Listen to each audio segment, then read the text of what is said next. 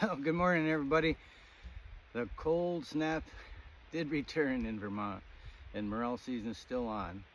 And I just wanted to go over some basics for all of you that haven't picked these before. I highly recommend finding an app called Go Picture This for mushrooms.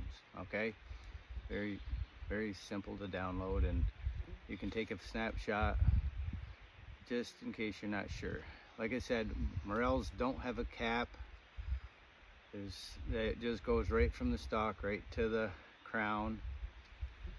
In early May, there's a false morel that's more like a blob and doesn't have any stalk, and it doesn't really look anything, but that's the first thing you'll see, and it usually is coming up when the fiddleheads are coming up.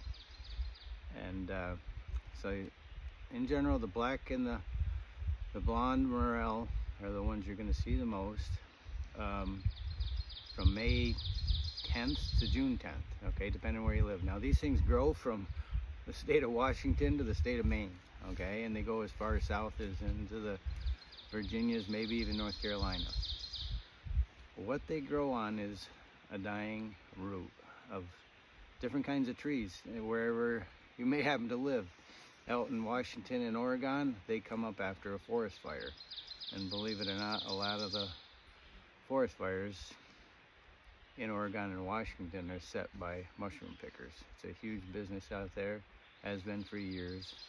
On national forests, guys go up and just drop a match, and next year they can come back and pick morels. But in here in the east, we don't have that, obviously, and they can be found in growing around the root systems of elm, ash, apple, sometimes butternut. In the Midwest, cottonwood is a very common tree. They find them around. So anyways, there's got to be a dead root on a tree, and the tree could be alive or it could be partially dead. Usually if they're totally dead and the branches are falling off, you're not going to find a morel. But anyways, moisture is key. If we don't have a rainy spring, you're not going to find many morels.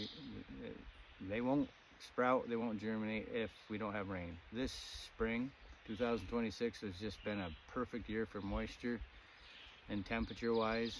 If you have too much moisture though, you have too many slugs, and slugs can actually topple these things. They get up inside and eat from the inside out and tip them over before they even get ripe.